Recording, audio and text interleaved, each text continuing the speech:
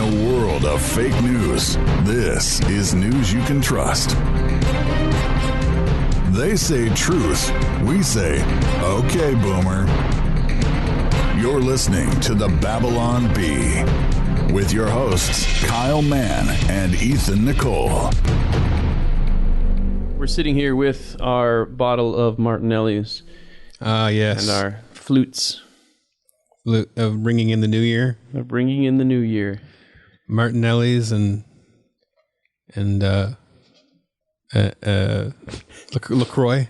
The bubbly. I was trying to think of the other one. What's the other bubbly water? I've lost it. You remember? I can't remember names when I'm on. Perrier. Perrier. It's way more fancy than it needs to be. Yeah, it's water with bubbles in it. It has like salt in it, though. Oh. I think that's the difference between that and LaCroix. LaCroix. They all have fancy names. LaCroix is just water. There should be a redneck brand of sparkling water. Called like Hage or something. Joe's Bubble. Joe's Bubbly Bubbles. Creek. Joe's Creek. Creek of Bubbles, or I don't know. Joe's Muddy Creek. Or a manly water. Sounding one. No, Crick. You guys like Joe's Muddy Creek water. Yeah. Okay. So we're bringing in the new year. Today is actually New Year's Day that we are recording. It is, right? I've been on vacation. Well, we're recording on New Year's Eve, but nobody needs to know that. Yeah, but they do. Because as far as they know, it's the New Year right now. Yeah, but that's what we are celebrating is the New Year's. Yeah. So it doesn't matter that it's New Year's Eve. It does matter because that's the festive... This is our last recording of 2019, the year that the Babylon Bee podcast was invented. Yeah, this matters very, very much. I've been on vacation for like a week and a half, so I've lost all track of time. I have no idea what's going on. Yeah, I've been in and out of working. Once you've been on, I don't know. I start almost wanting to work after I've been like at home with the whole family, like all day, every day. Yes. I'm like, I need to go hide in my office. It is hard. There's like this natural drive to... And by office, I mean cigar shop. Yeah, that is your office. I walked into the office today, and there's like this cloud of something, and I'm like, what? It's just Ethan's natural... My odor. He wasn't smoking in the office, just to be clear. Yeah, please. It's just, it's just a natural... It's like, what's the pig pen with the cloud of dirt around? It's haze. just the cloud the haze of cigar smoke. So, we're ringing in the new year, and we have a very special show planned for you today, where we're going to count down the top Babylon Bee articles of the year. And we have a huge interview with Greg Koukl, who is one of those mic drop master, atheist, devastating, apologetics, kung fu black belts. Owned. Yeah, that's what he does. That's what he does. Yeah, that was a very interesting conversation, obviously. Yeah, it was great. It was very long and in a good way. Beefy. Yeah, I was a little intimidated going in. Like, you talk to a guy who's studied and debated like amazing minds. But I think we did a good job, and we convinced him to become an atheist. Yeah, we broke him down. So, we also have our predictions for 2020. Oh, yes. That we're going to read. So if you want to know what's going to go on 2020, you want to put the smart money on something, you want to go gamble in Vegas or whatever, listen to this episode because we're going to give you all the information. It's better than going back in time and stealing a sports almanac. All right. I'm ready. Are you ready? I'm ready. Okay. Every year, there are stories. These are 10 of them. So these are the top 10 in terms of traffic. We're going to count them down backwards. So let's take turns, I guess. All right. Number 10, Bernie Sanders arrives in Hong Kong to lecture protesters on how good they have it under communism. This was right when the Hong Kong protests were going. I think they're still going on. But when that was kind of flaring up in the news, that was a big story this year. Hong Kong, democracy. I still don't understand all the ins and outs of that. Me either. But I know that it's Hong Kong, and it's weird. When I was trying to write articles about Hong Kong, it's weird because they're not really part of China, but they kind of are.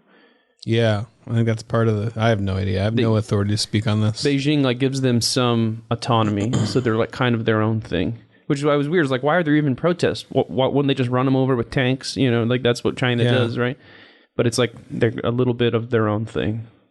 So yeah, I got nothing. I have nothing interesting or serious to say on this. I have a friend that lives in Hong Kong. Just make some puns then. Make some China puns for us.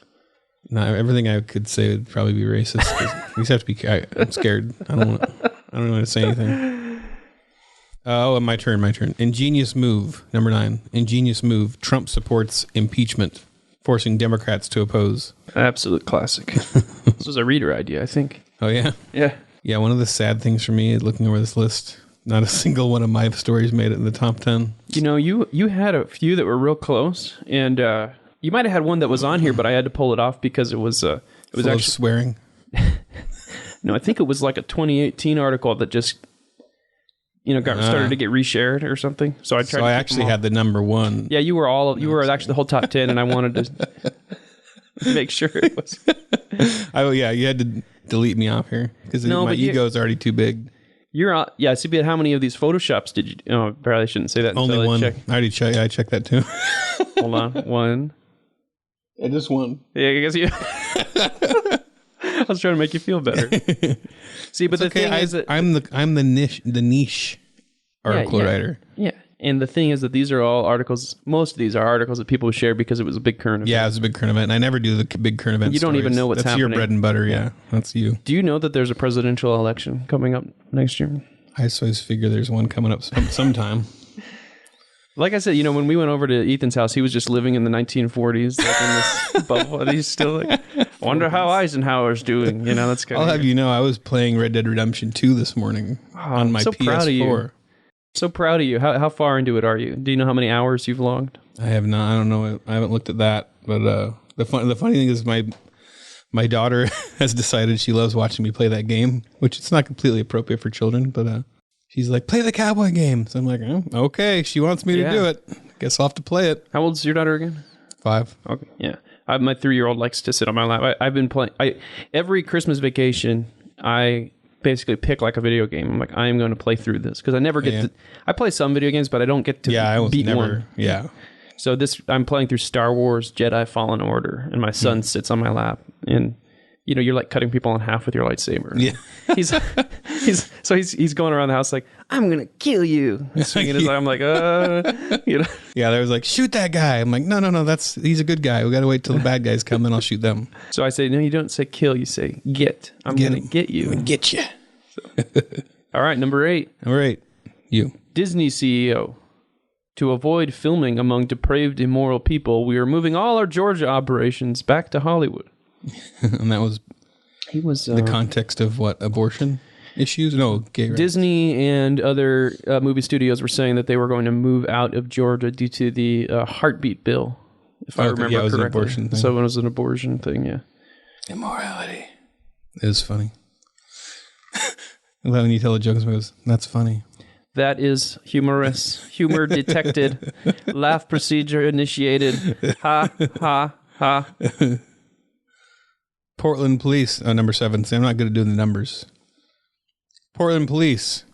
We wish there were some kind of organized armed force that could fight back against Antifa. If only. If only.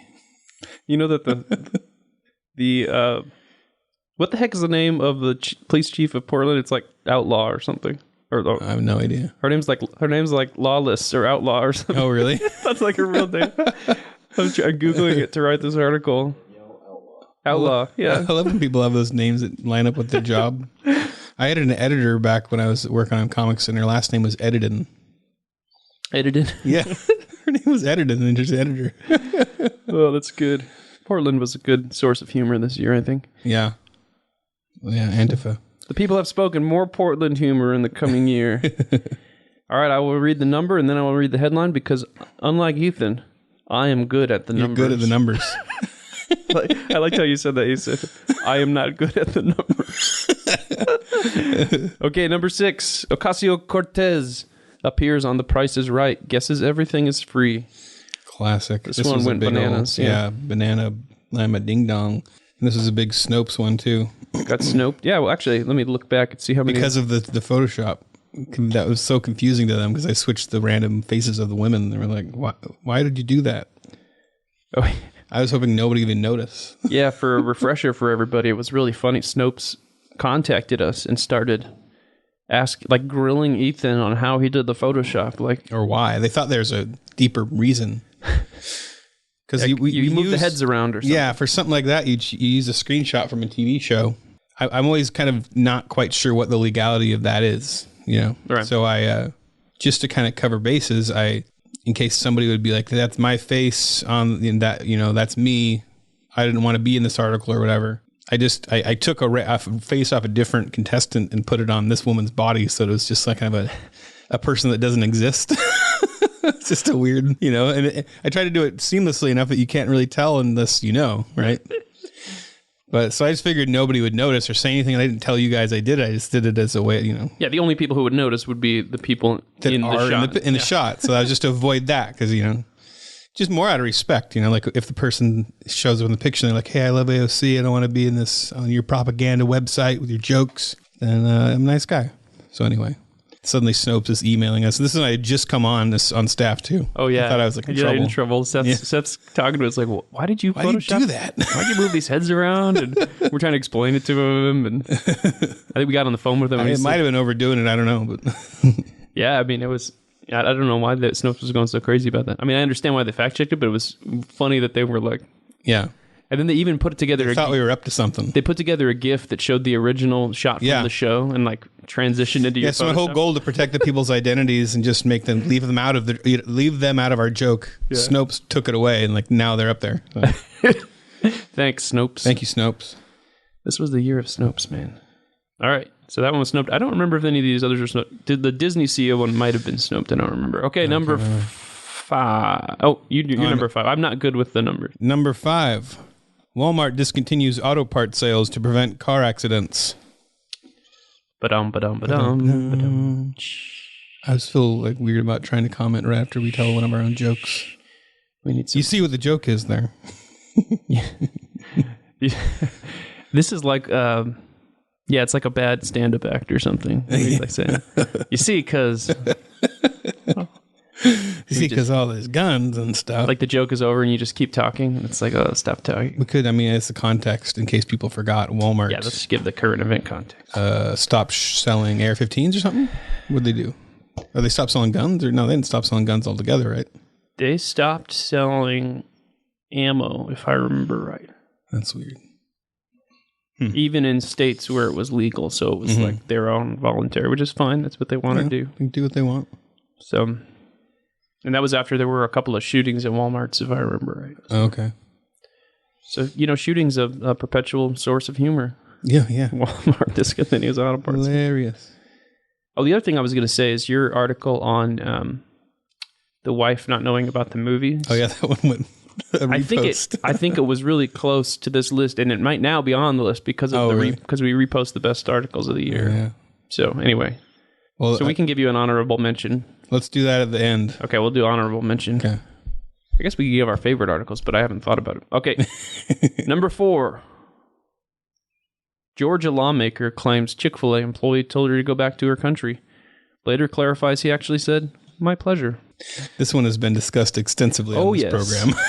We had a whole episode about this one. If you don't know about it, just listen to the backlog. Go back to the Seth If you go back and listen to the Snopes episode with Seth, because we talked about this and how Snopes fact-checked it, and it became this huge thing, and that's why this was the year of Snopes. Mm-hmm. So, if anybody's confused, this is satire. The Georgia lawmaker did not do this. Number 3. Husband daycare now available at all Hobby Lobby locations. Is this the only non-political one? Let me look. I think it is, right? Yeah. Or the non-news. Yeah, non-current event, sure. Yeah, good job, Kyle, because that's your joke, right? That is my joke. See? It is a lot hard. It is hard mode to do something not current event related. Yeah. Well, it's less predictable that it'll get as many shares. You just have no idea, right? Yeah, there's a base number of like shares and clicks you'll get just writing about a current event. Yeah. There's going to be 1,000 people that will share it because they're like, hey, this supports my viewpoint. It's like an instant. Even if you didn't do a good job on the joke necessarily. Yeah. But I think these are all good, so I'm not saying. Oh, yeah, of course. So husband daycare now available at all Hobby Lobby locations. I would definitely take advantage of that. I do like there's certain things I like at Hobby Lobby. You talked about this. We talked about, your hobby stores you like because of the paints or something. I get very excited when I see empty sketch pads. I get just all the possibilities. A thrill goes up my leg. That sounds very Chestertonian. like my daughter, like the presents I got. Yeah, we didn't talk about Christmas. We've experienced Christmas. I didn't get too many gifts. I'm a dad. You know, dads don't get a lot of gifts. But my daughter got me a blank sketchbook, a little tiny one that I could fit in my pocket. And that was probably my favorite gift because I'm excited by blank sketchbooks. But we did also stupid throat voice. Edit that out, Dan.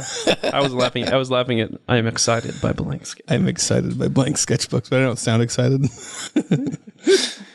No, the Hobby Lobby thing. Because we did talk about one time how I did go to a store that had a special room for men to hang out while they were shop for clothes. It's just like a picture of a football. Super awkward because it was what a woman's idea of what a man would like a room to be. Should we put a moose head on the wall? It was like a woman's version of men, like because it's still like the chairs are in this cute little circle, like they can all talk. You're just like, this is not like we would want our own, like yeah. I didn't ask for this. Anyway, we've covered that. Number 2. Ilhan Omar withdraw.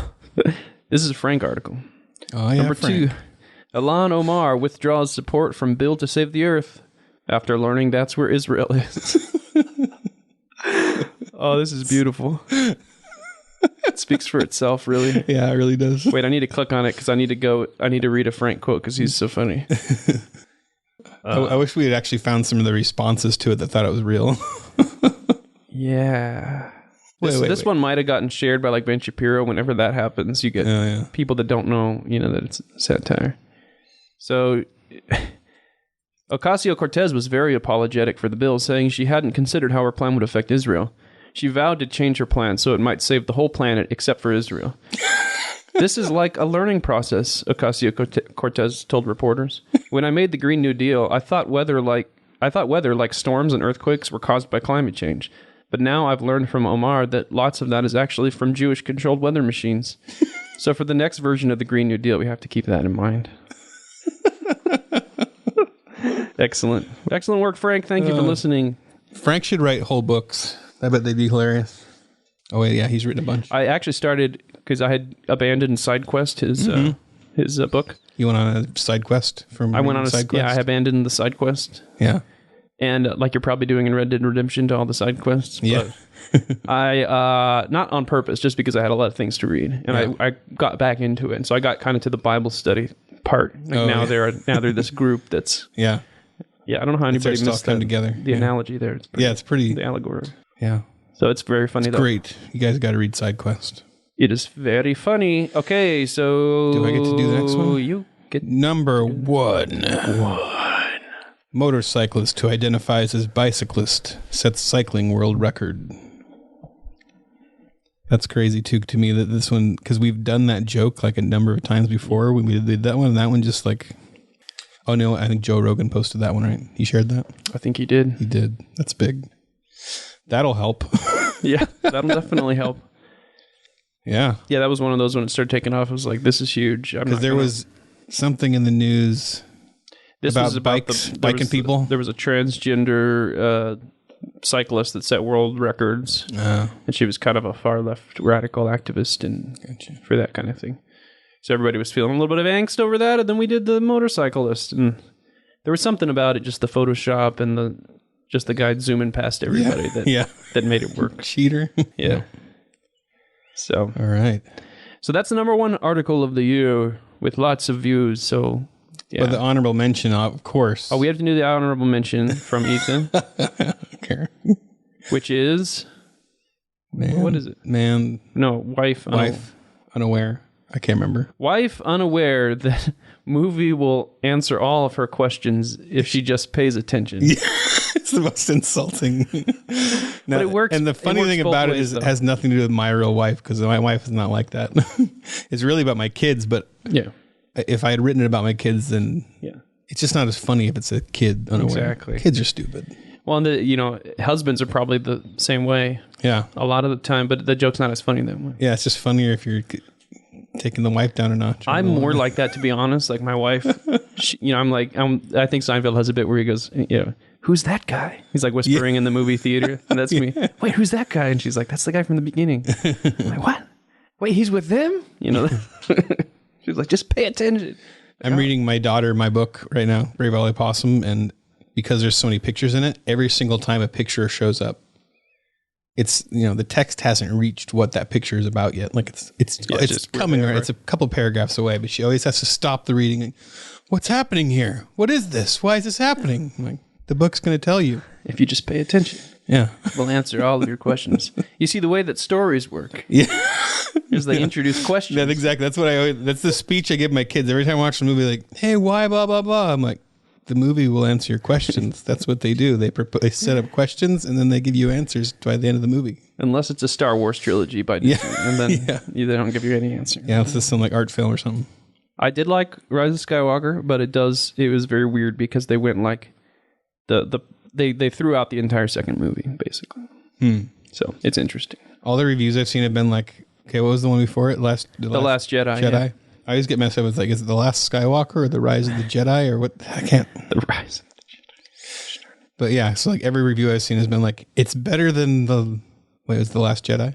Yeah. Yes. Which one's the new one? Rise of Skywalker? Rise of Skywalker is better than The Last Jedi. Yeah, like that's the measure. It's just that, the last one was terrible, but it's a little better than that. Better than that one.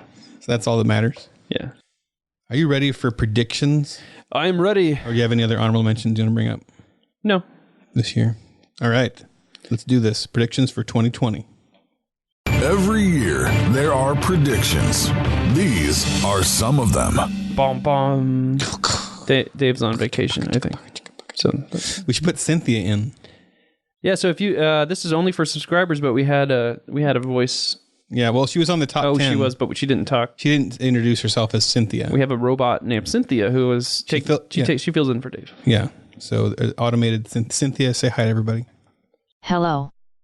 My name is Cynthia. I am far superior to Dave DeAndrea in performing efficient voiceover work. Back to you, Kyle and Ethan. All right, thanks, Cynthia. All she wants is to be loved. Yep. So here are our predictions for 2020. Do you want to? I'll do the. You do the first one. We didn't plan this. You do the first one. I'll do the second. The 2020 election will be extremely calm, civilized, and courteous. That's good to hear. That's good to know, actually. Yeah, that is good to know. Kirk Cameron and Kevin Sorbo will star in Samson: First Blood. I was trying to think of a good title that would work in the word ass bone. Jaw. Or jaw of an ass, right? That's what he kills him with. I don't think they call it an ass bone. That's something else. Wow. Can we even keep that? Is that going to get flower bedded? Well, just... Wow. A jaw, but yeah, they use the ASS word in that. That's a clear, and we all know. It doesn't say donkey bone. Anyway, your turn. No, wait. Is it my turn? It's your turn. Okay. You don't do the numbers. There's no numbers on these ones. Cat memes will be declared racist. It's going to come to that. And then they're going to go back. Everybody who ever shared a cat meme will now be racist. Themselves. Yeah. Explain yourself. What is this? Lol cat. Lol cats are racist. I wonder how it would be. I think it would probably be like something to do with you know how they have that like dialect, like they write the cats in that oh yeah LOL cats that are like, oh, I'm in your it's basically like they have bad English. English. I'm in your room sitting in your shoes. Yeah, it'll be like it has cheeseburger. It's making fun of like foreigners who can't speak English very well. Yeah, so they are racist. So we already figured it out. We're gonna start this right now. Cat memes racist. Michael Malice will get saved. And he will become, what did we decide, Michael Mercy?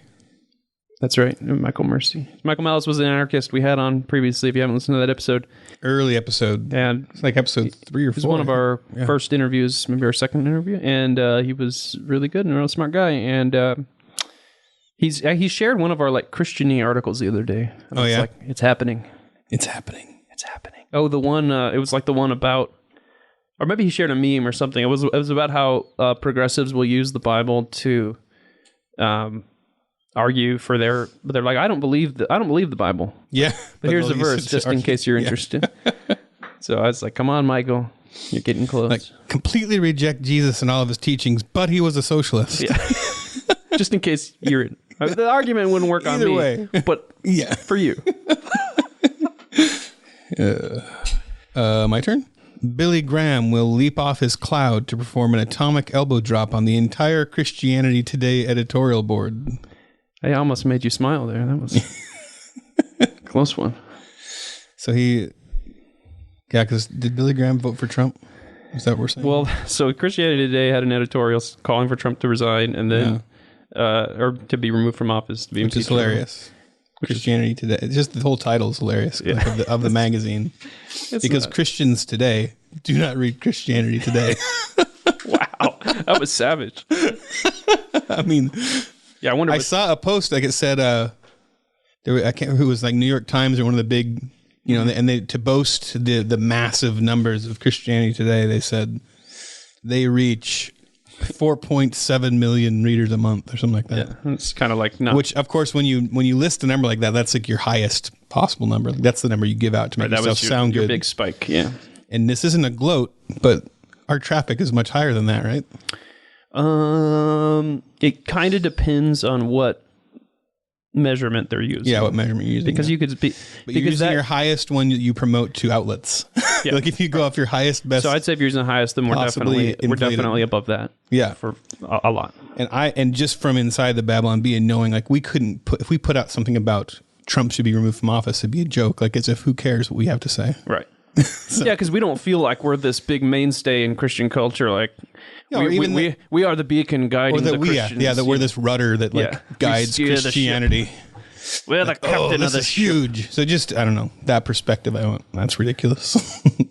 Well, if they called for it, so yeah. But then anyway, the narrative they wanted it to be. So Franklin Graham said. He's kind of a goofball sometimes too, but he published something saying, actually, my dad didn't want anyone to reveal who he voted for, but he voted for Trump. Because Billy Graham founded Christianity Today, so it's like now he's... Okay, yeah, that's right. I forgot about that. He would not have approved. So he's performed an atomic elbow drop, and it's my turn. Go. Disney will release over 400 new Star Wars movies.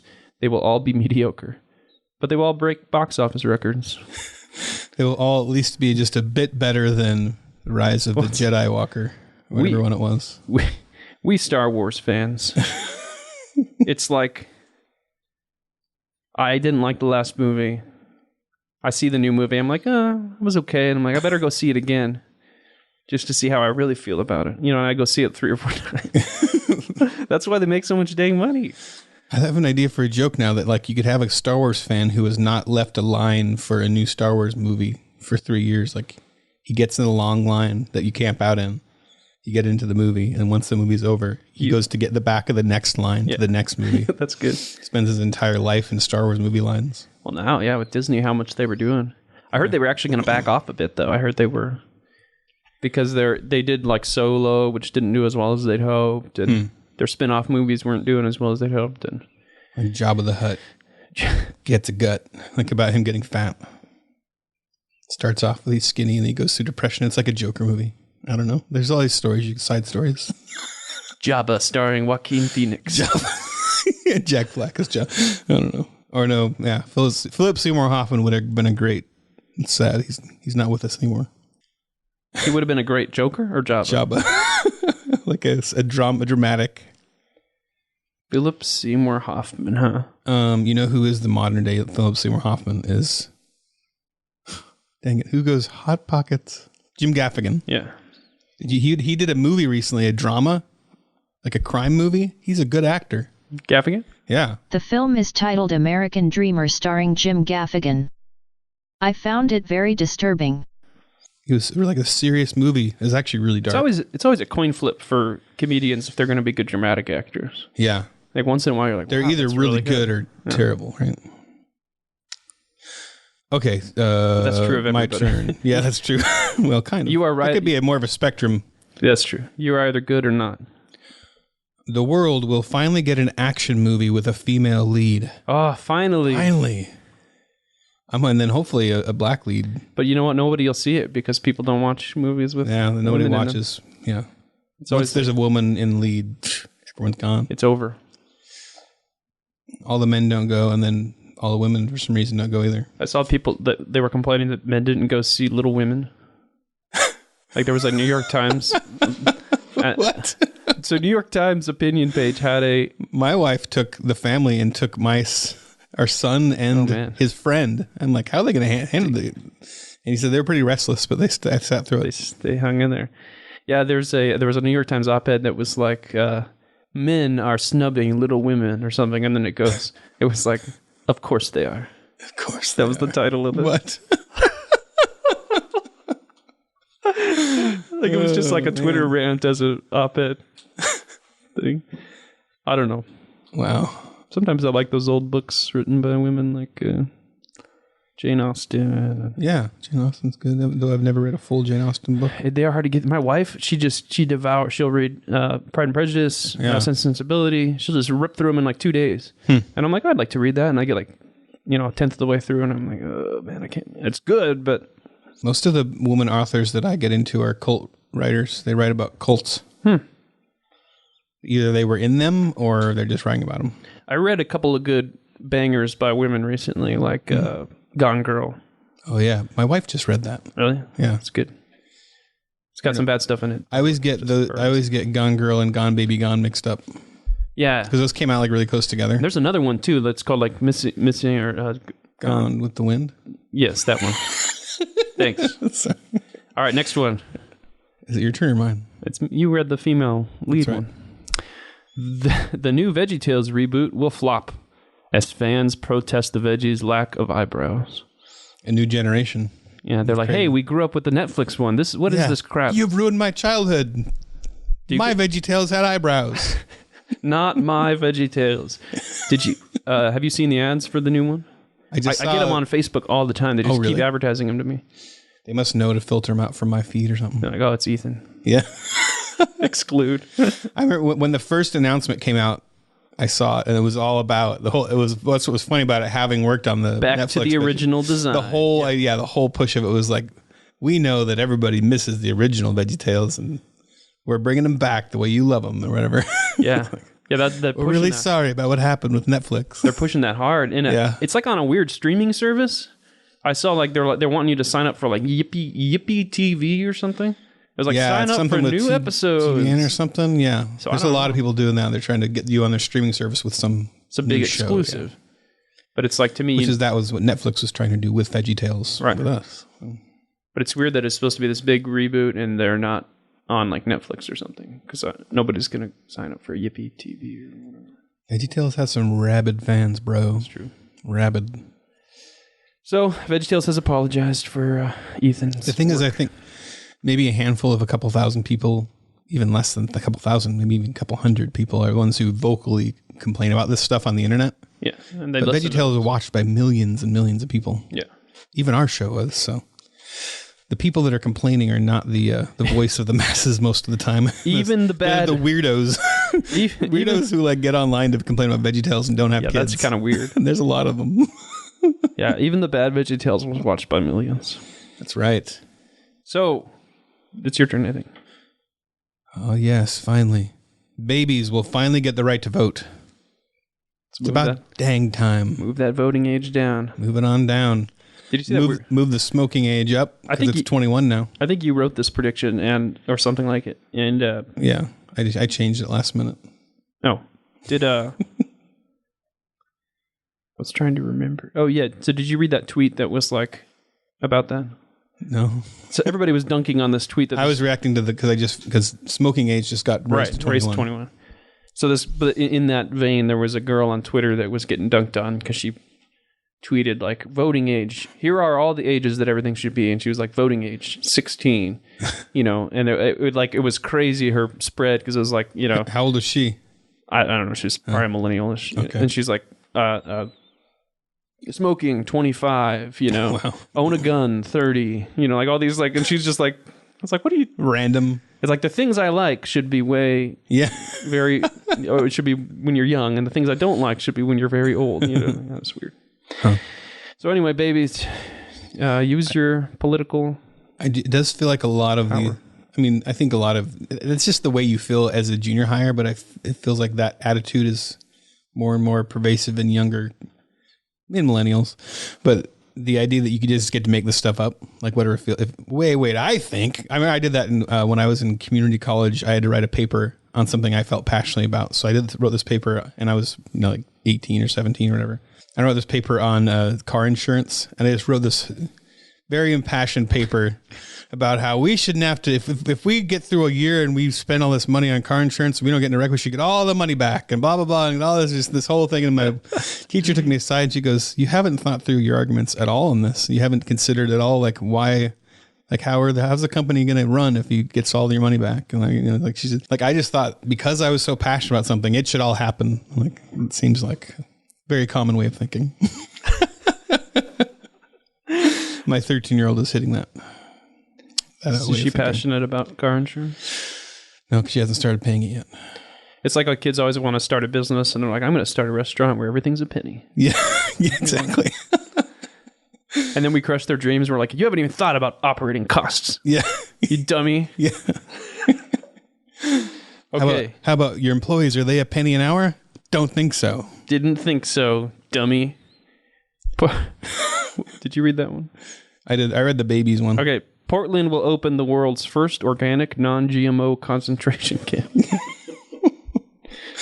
I do believe that because we went through World War II, a horrible time, and I do believe at some point we will go through another horrifying time like that. But the concentration camps will be run by bro guys that are like, hey man, come on in. We got non-GMO coffee over here. Pull up over there, and then go ahead and step on into the meat grinder. It's not a meat grinder. It's a veggie grinder. A veggie grinder. What is it? I can't believe it's not meat grinder. Leave it on. You're going to get turned into veggie patties. And it's like humane, cage-free concentration camps. Yeah. Cage-free, yeah. Concentration camps, another great source of humor. I've been reading Viktor Frankl's Man's Search for Meaning. Man, that's a good book. We can talk about that later. Interesting. Yeah. I've been reading Star Wars, the Thrawn trilogy. Okay, so you go ahead. Trump will be slain, but will rise again 3 days later. Wow, Kyle. that was kind of over the line, Ethan. I don't know why. Not mine. He'll be slain on Twitter. Yeah, but then he'll get again. owned on Twitter. Get owned hard for 3 days. He'll be silent. The rise of Trump Walker. To own all his enemies.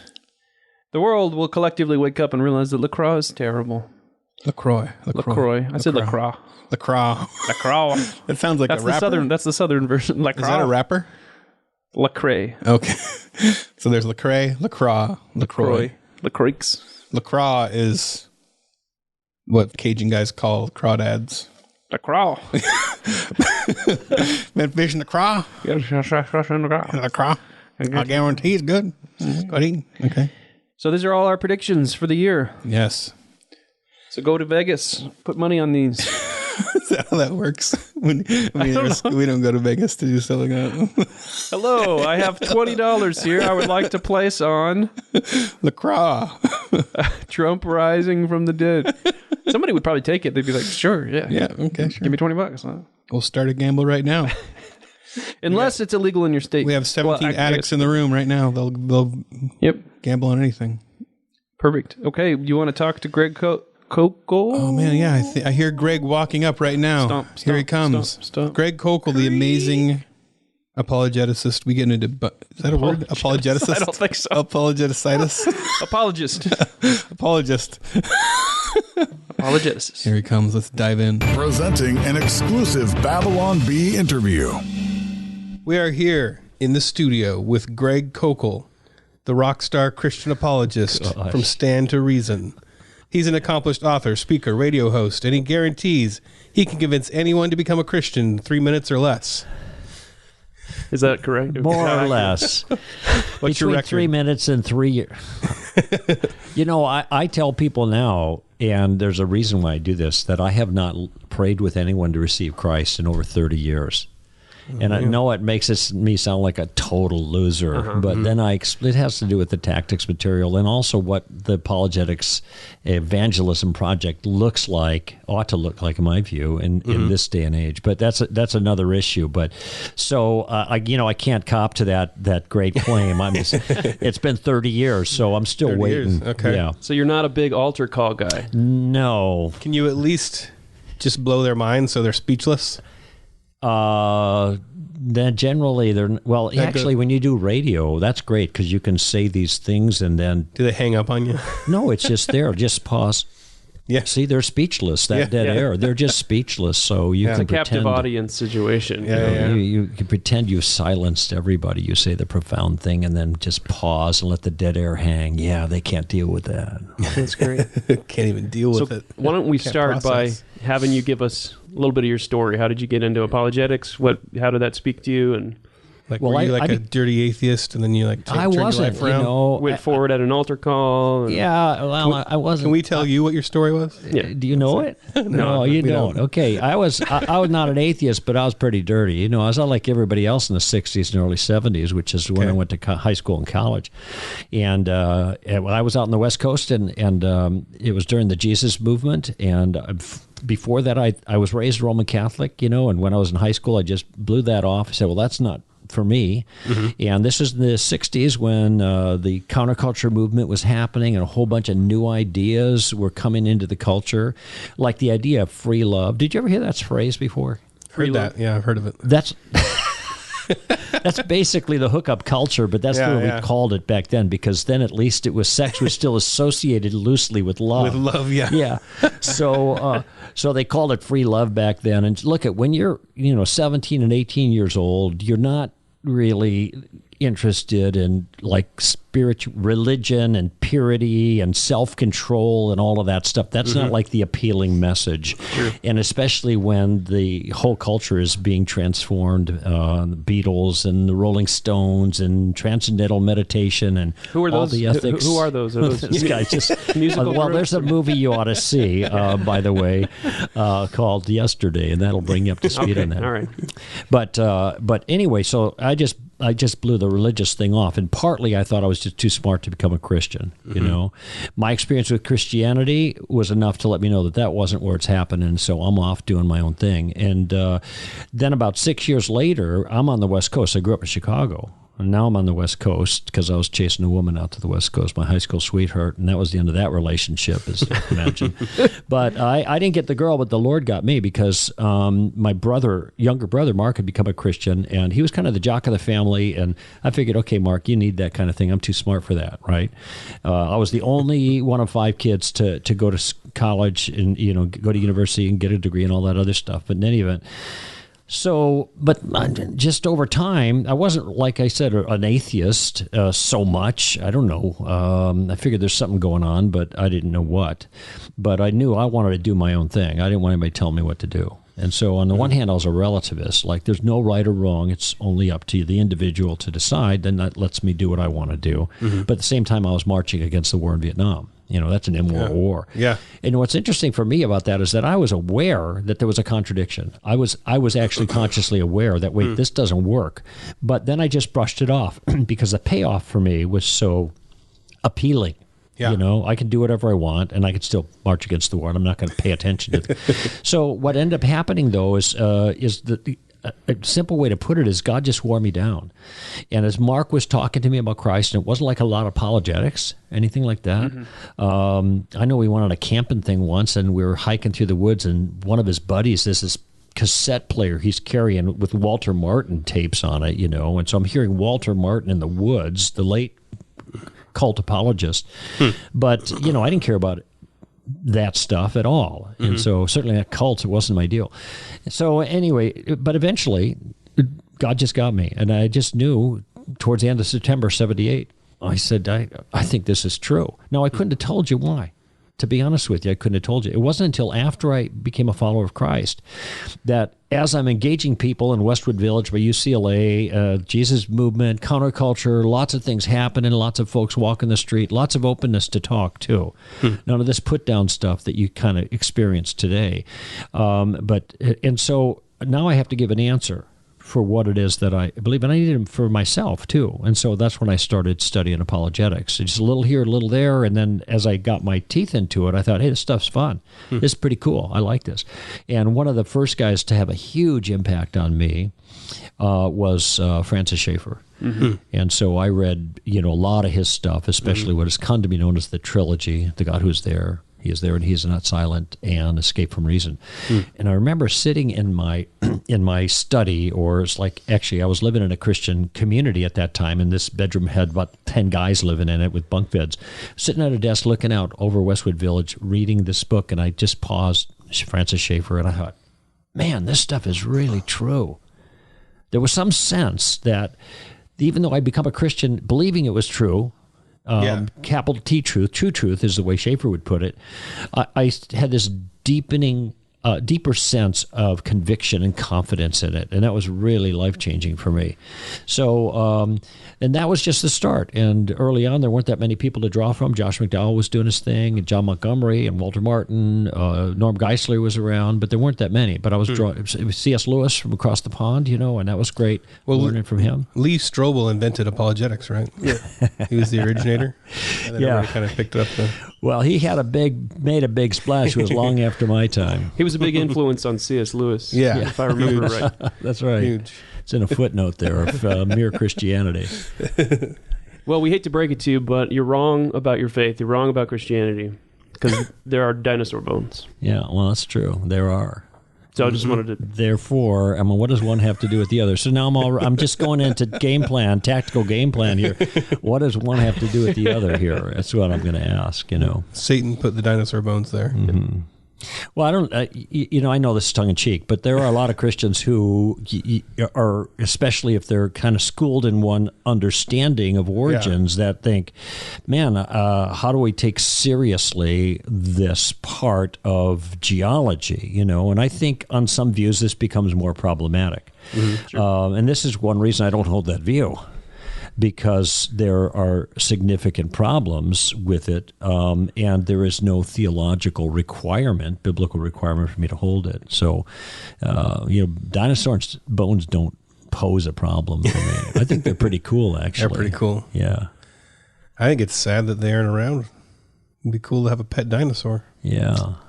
Well, For me, that's more of like my faith is more challenged by the fact that we don't get to have pet dinosaurs than it is that they exist. That's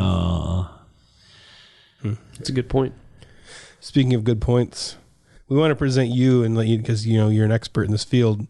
We posted our 10 arguments for Christianity that are guaranteed mic drops, and I appreciate that you had to ask us what a mic drop means. Okay, yeah. So wait, these are for or against? 10 for Christianity. Yeah, you can use these if you see anything. If you think any of these are really good. We kind of wanted to get your feedback and see how effective you think these arguments let me are. write these things down. If they're clever, maybe I'll squeeze them in without having to footnote you guys. Yeah, these are free. These are completely free. Work us into the next version of Tactics, your book. I don't think there's going to be a second. This one is substantially improved over the last one. It took me a lot of work, but I think this is the creme de la creme now. Okay, all right. Yeah, we'll make sure to plug your book too. Okay, we'll take turns here. So first one is just say, so this is somebody has offered you an argument, and you say, you know who else makes that argument? Satan. Clunk. Mic drop. Yep. Yeah, exactly. You got it. You get it? You walk off the stage, and they're just sitting there, head blowing up. All right, you hit him with a surprise. Man. Hit him with a surprise. God's not dead. Flash mob. Yeah, that is probative, man. That's powerful evidence. There they are, the mob dancing and singing where the atheist lies dead in this. Former atheist. Yeah, former. I got converted. Saved at the last second. Well, he better late than never, right? He at least became a Newsboys fan. I'm not sure if he got saved. I don't think he heard the whole song. He just got the intro in the background a little bit before he shuffled off his mortal coil. You don't think that was an accurate depiction of converting an atheist professor? Well, God could do anything, Sure. By the way, you who raises that kind of objection? Satan. He's got it. He's getting it. You pick these things up pretty quick. So I'm not as dumb as I look, which is a good thing. This is one of my personal favorite ones. So they make some big sciencey point or whatever, and they, you looks like you've lost the debate, and you go, yeah, but we've still got Ravi Zacharias. So atheists don't have Ravi Zacharias. We got him. He's like the best. Man. Well, Ravi's a poet, man. He is pretty good. I was scared there for a second. You're like, no, I don't like Ravi. I actually have a tactic against that approach. It's called Rhodes Scholar. It's like when we say, we got this guy, we got this scholar. And if it doesn't work on the other side, it doesn't work on our side, at least the way it was offered. What matters isn't that we have Ravi. What matters is whether what Ravi says counts, makes any. No, I think it does, and I like Ravi. It's obviously, but and he's a poet. He can say this stuff with a real. It's awesome just to listen to him. But what matters is not that he's an awesome speaker, because there's awesome speakers all over the place. What matters is what he says and whether what he says works. There's no atheist equivalent to Ravi Zacharias, and that's my point. You can't. There's none. I don't know. Well, I guess because a lot of atheists are just so angry, all the time, and maybe there's nice ones like Michael Shermer seems like a nice guy. Well, yeah, I debated Michael like 3 hours behind a microphone, 3 hours on a national radio show. Did he get mad at you? Hugh Hewitt's show. Yeah, he is kind of a nice guy. He's he can hang out, he has longer hair, he wears a leather jacket, he's kind of got this cool vibe. He drives a motorcycle, I think, rides a motorcycle, whatever, but still the issue isn't whether he's cool. The issue is whether his ideas work. Yeah.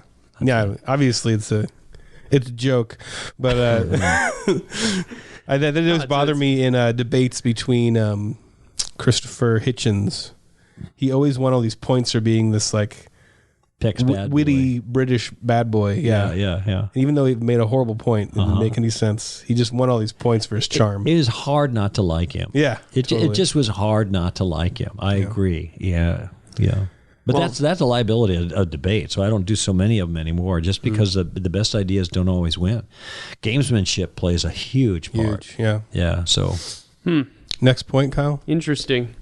Next argument? I'm thinking about becoming an atheist now that I learned that he's got a motorcycle and a leather jacket. Michael Shermer. I'm like, really? He does? Well, there's nerdy atheists too, so you're not going to be cool just by being an atheist. All right. You're already pretty cool. These guys look at him. I don't know. You got hair on your face. That's kind of cool nowadays. A lot of hair on our faces. Yeah, that is I'm going for the Santa beard right now. It's Christmas. It's like spiritual. It gives us our powers. If you cut our beards, we'd lose them all. Wither away. Did you say the Santa bear? Santa beard. Oh, beard. Well, you get too much red in it. I thought you said Santa bear, like those little bears, because that would fit you better. You like to look. You I look like a Santa bear. You look kind of cuddly. Wow. I think Greg Koukl's going to cuddle with me. This is awkward. Should I step out of the room? Or? Go to the next argument. Okay, next. Quick. Check, please. Next argument, break out into charismatic gibberish. There it is. You just start rolling around on the floor and boom, mic drop. Mic drop. Oh, yeah, then drop the mic. You would drop and roll away again. Right. Yeah. How about repeatedly shout, "Get thee behind me, Satan!" while assuming Gandalf's classic "You shall not pass" pose. Yeah, What's there you go. Pose? Which that was that you got to have this. You got to have the staff to do that one. Yeah, you got to bang it down and break the bridge. The whole deal. It's a good argument for the existence of God that Lord of the Rings exists. Yeah. I think. Yeah. I don't know if you're a big Lord of the Rings fan. I love it. I'm trying to see the connection. Well, like. If God didn't exist, how could there be Lord of the Rings? Boom, mic drop. Boom, mic drop. That's a bonus argument. All right. Well, that's the bonus mic drop. All right. But then again, the Hobbit movies were made, so... I still like those. I goes think people both are hard ways. on those. I'm still confused, but that's all right. Well, you usually... Your logic evades me here. You usually don't encounter arguments of this level. That's true. So you're in over your head here. I'm out of my ken. Oh my gosh, medic!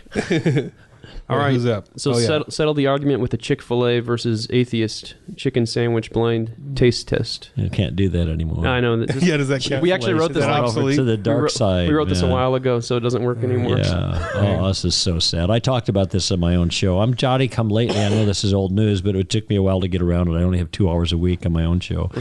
But and there are other things that were pressing, but this is so sad. This is so sad. So I'm not. I never liked Chick-fil-A anyway. I mean, the food, that's right. But I was kind of rooting for them because the role they were playing, being the big guys in takeout and still willing to stand for what was good, right, and true kind of thing. But not anymore. In fact, it's worse. They're not just kind of backing down. They're giving beaucoup money to the bad guys, and it adds massive insult to injury as far as I'm concerned. Yeah, I'm really curious kind of how that all went down. We're supposed to talk to a guy from the Salvation Army on the show coming up soon here, so I'm kind of curious to see what that... On Tuesday, I read their statement on the air, and they were very gracious and very generous, which is exactly what I'd expect from them. And they said, look, if you guys are into like giving your money more to people who are helping the homeless and people who need to eat and all that, that's what we do. And we're the biggest ones in the world. So we're a little confused about what you said. But whatever. Now, my wife and I, we support Salvation Army because we don't give money on the street to people. We give it to Salvation Army. We know it's going to help people on the street, but it's going to be done right. Anyway, so this is, my recommendation is instead of, and I said that on the air, don't eat the Chick-fil-A, take that money and give it to the Santa with the kettle.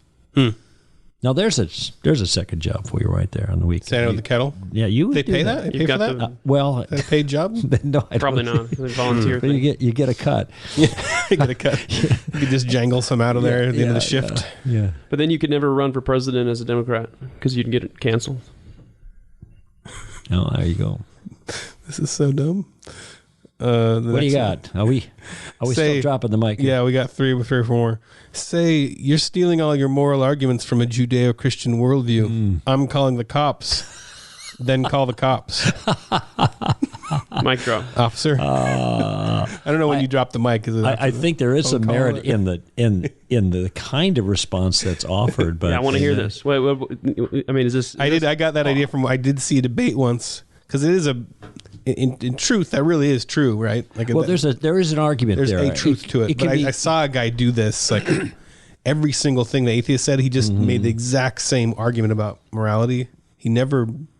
Well, this pastor. He read Frank Turek's book, Stealing from God, which is a fabulous book, by the way. But there's an art to using these arguments. And by the way, I had a conversation like this with an atheist, and what he's doing is complaining about the God of the Bible doing all these nasties, right? Yeah, especially the Old Testament. And they can find these things, and they don't understand the circumstances. And anyway, they complain, all right?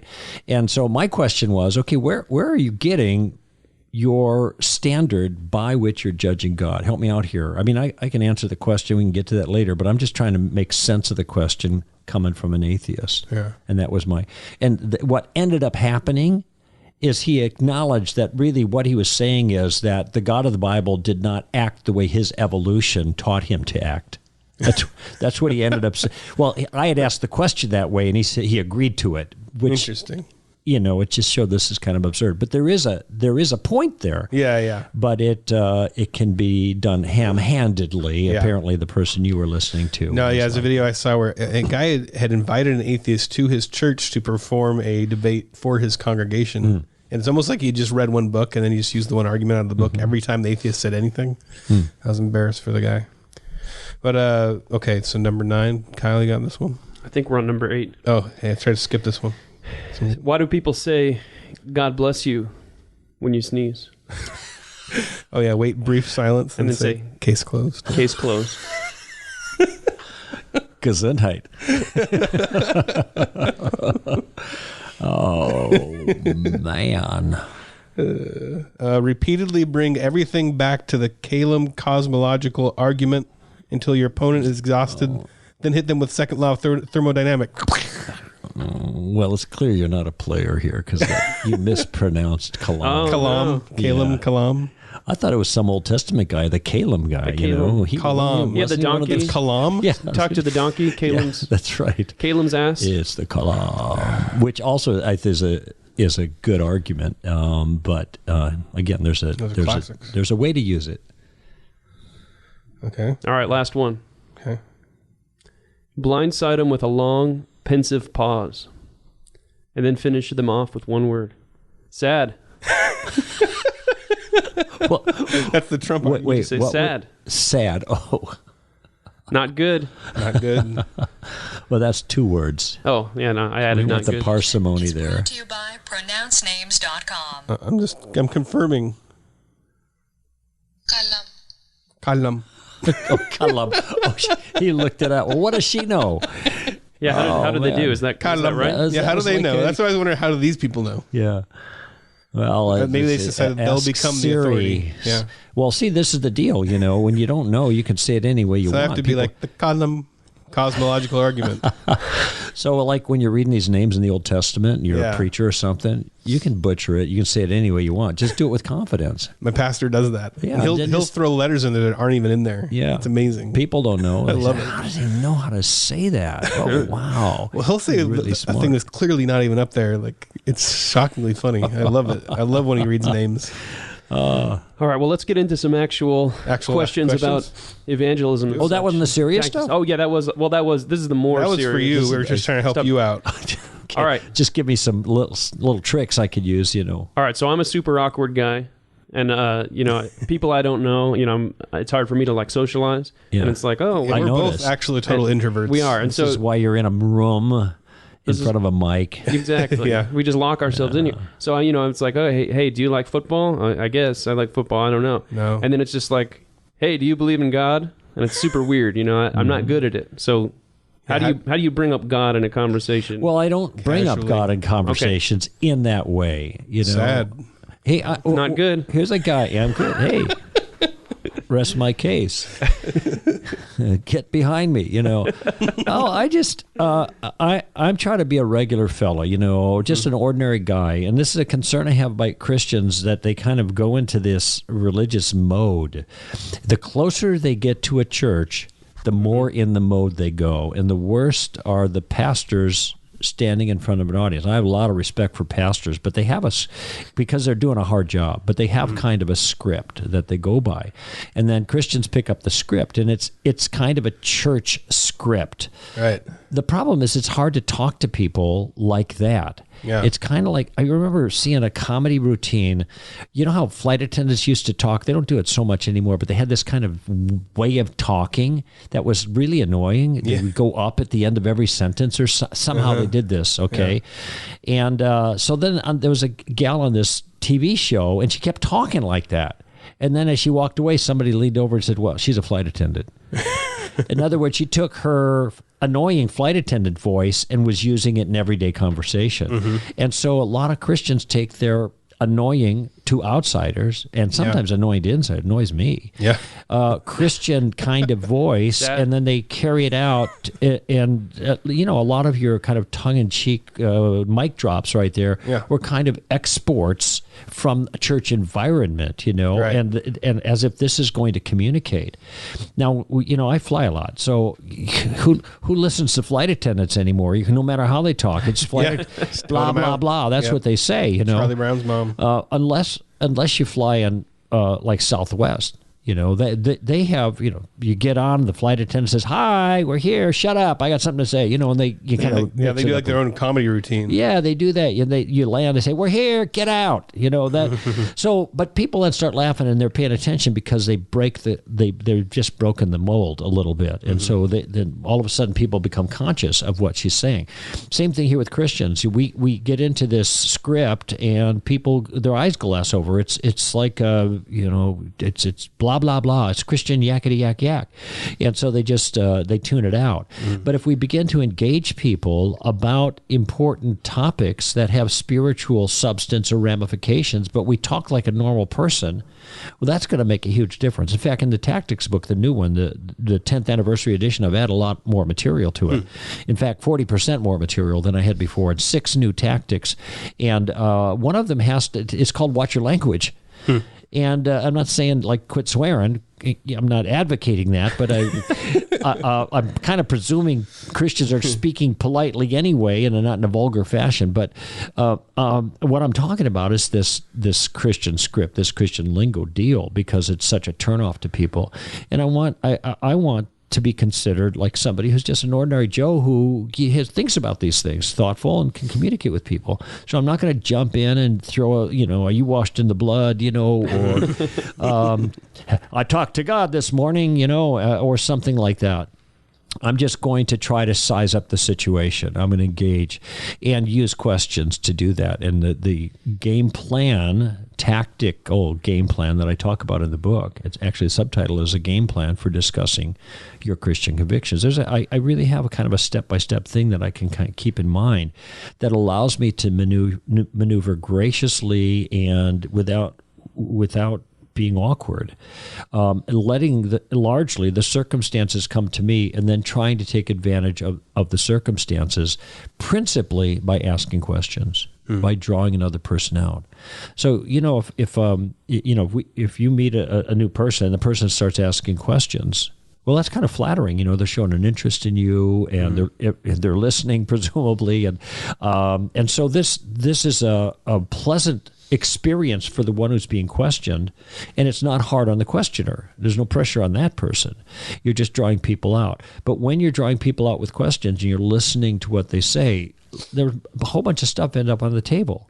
And then you may see things on the table that give you an opportunity to ask another question to direct the conversation the way you want it to go. Here we're on a radio show, right, or a podcast. We're behind mics, okay? I'm doing all the work. You guys are directing it by the questions you ask, but you're not doing the hard work, right? I mean, you're a lot of fun and all that, but when you ask me a question, now it's my turn to talk, and but you're in a certain sense you're in the driver's seat of the conversation of the show. It's your show. How do you manage it? By the questions you ask. And so this is something I want people to get in their mind. You could be in the driver's seat of a conversation even if you're not talking very much, by the questions that you ask other people. And then that's going to provide information that will maybe stimulate other questions and allow you to steer the conversation in a more productive way spiritually. Maybe not. I mean, these things don't always happen, right? Yeah. But to me, that's a much better way to go than the standard way a lot of Christians do. Not that we can't introduce things into the conversation, but a lot of Christians are just too timid for that, and I'm sympathetic. The game plan helps them there. Nice. I feel like I should ask a question now. Yeah, I'm waiting. There's this blank look here. Do a role play, Kyle. I know what's going on in their head. Like I'm in control. I'm managing this. What's next? Oh, I'm losing control of the He's drivers. taking control by telling us all this. He's taking over. I feel the power coursing through my veins to ask questions. I feel like I'm being sapped of it. That's good. Yeah. Yeah, I never thought of that. When you're asking questions, you're actually guiding the conversation. Yeah, you're in the driver's seat, and that's where you want to be. And the Christians don't feel that way most of the time, especially when they're engaged with somebody that's a little bit aggressive. Yeah, and it's not hard to find those people nowadays. Oh, yeah. And they find themselves backing up because they're getting pushed with challenges that they don't know how to respond to, and attitude and stuff like that. And they start thinking, oh, man, I wish I would have never opened up my big fat mouth, man. I'm going to sit on the bench next time around. Yeah. But we need everybody in play here. We need them out in the field. And that's why I make a distinction between harvesting, leading people to Christ, and gardening. Okay, you can't have a harvest without a season of gardening. Okay, this is just obvious. It certainly is true in evangelism as well. I want to teach people to get off the bench and garden. Do a little here, a little there, a little here, a little there, and maybe not even get to the gospel. Jesus didn't get to the gospel in every conversation, all right? I know there's a pressure in some circles to do that. I just don't think it's the best idea, especially in our culture right now. A lot of times there's a lot more tilling and weed pulling that needs to be done, that kind of thing. So that's why the question-asking game plan approach, which I outline in detail in the book Tactics, I think is going to be the best thing to help timid people move forward in an effective way. So at what point does it become a sin not to evangelize, as we are called to witness and to share our faith? That's the thing that I struggle with as a Christian. I hate, and it's honestly because I do feel super disingenuous when I just try to find a random person and start telling them about Jesus. Like, it's just not how I function. I feel they can tell that I'm making them into their little project and trying to win heaven points or something. I don't know. There's a weird, there's just an awkwardness there that's not natural. Yeah. I don't. And so I don't know, like, where is that line? You actually should have done it and you didn't. Two things. One is I don't experience that kind of sense of awkwardness because I don't feel like I have to force things. Okay. I'm just looking for opportunities with my game plan in mind. I guess I say that's why I don't do it. Yeah, I understand that entirely. As far as your first question is concerned, to be honest with you, I've never been asked that question before, quite like that, and I never think about new that. Questions to people. I never think about that. I don't because at some point it is a sin, right? Like to not. Well, again, see, this is what I'm saying is I don't think of it in those terms. Okay. I think you might, someone might construe it that way if you're just not interested in sharing the gospel and talking to people, then maybe you ought to be doing it more. And if you're not doing what you ought to be doing, then maybe that's a sin. But I just don't think of those in those terms. I try to live the life that I think the Scripture identifies that God wants me to live. And there's give and take in all of these kinds of things. So I don't know if there's any one instance, oh, you're sinning now because you didn't say something to that person under that circumstance. I might think, oh man, I missed an opportunity, but I don't think this just is a broader issue about the way I understand God as a follower of Christ. Now, under the cross, as it were, in having been rescued by the rescuer, now I'm in the house. I'm not on the outside. I'm on the inside. Now I don't have a sovereign judge. I have a Father who's loving me, moving me forward, and helping me to grow. And so I picture it in that way, and that's why I'm not always thinking condemning thoughts. Did I do this just right? Yeah. Or did I witness enough, or whatever? And because I don't. I think there are those kinds of times maybe when you will be reflecting, well, maybe I should be putting more effort into this. Yeah. But I'm not on that kind of works treadmill that a lot of people happen to be on. Fortunately, I have a very rich sense of the grace of God in my life, and so I tend to be more relaxed about that. I want to grow in grace, but I know that every single thing I do is going to be flawed. Every single thing. Francis Schaeffer said once, he said, all utopian ideals turn out to be cruel in the end because they can never be fulfilled. Yeah. And so I have grace with myself. I try to have grace with other people, in that regard. So I'm not thinking, did I sin for not saying that? Right. What I'm trying to do is what Paul said, try to make the most of the opportunity, Colossians 4. Conduct yourself with wisdom towards outsiders. Be nice to them, Right. Let your speech be with grace, that kind of stuff. I think my goal is I think you try to live a life that is I don't know if exemplary is the right word, but like that you're living differently. You're living according to your faith, and that should in itself be noticeable, have a noticeable effect on you. I agree. You should be ready. The thing I'm concerned with is like, on a consistent basis, trying to measure yourself against a standard, because I think that's debilitating. I'm trying to define. I think that it. With that calling to evangelize and to share your faith with people, I'm trying to figure out where am I copping out by saying I try to live a life that is different from others. Also, I'm always ready to give an answer. And if somebody asks, I'm willing, and I have something, I will have the conversation. Is that a cop-out? Well, I think that it might be. Okay, yes. I think that there's more that can be done. But you see, I understand the tension. Okay, so I can try to be good and nice and have some answers if I'm asked, okay? Yeah. But, taking the initiative, whoa, that's scary. Okay, now I understand that. Yeah. So it's part of the job of other Christian brothers and sisters. This is discipleship, to provide a way for guys like you who are maybe sitting on the bench a little bit, with your concern about, pushing too hard against somebody and people get mad, to give you a way to get off the bench in a safe fashion. Yeah. And so just go back to the simple asking questions, So if I'm in an environment, look, there was a gal who was a waitress. This is a great example. A waitress in Seattle. It was earlier this year. And I was at a hotel. I'd just done a Friday night, all-day Saturday conference.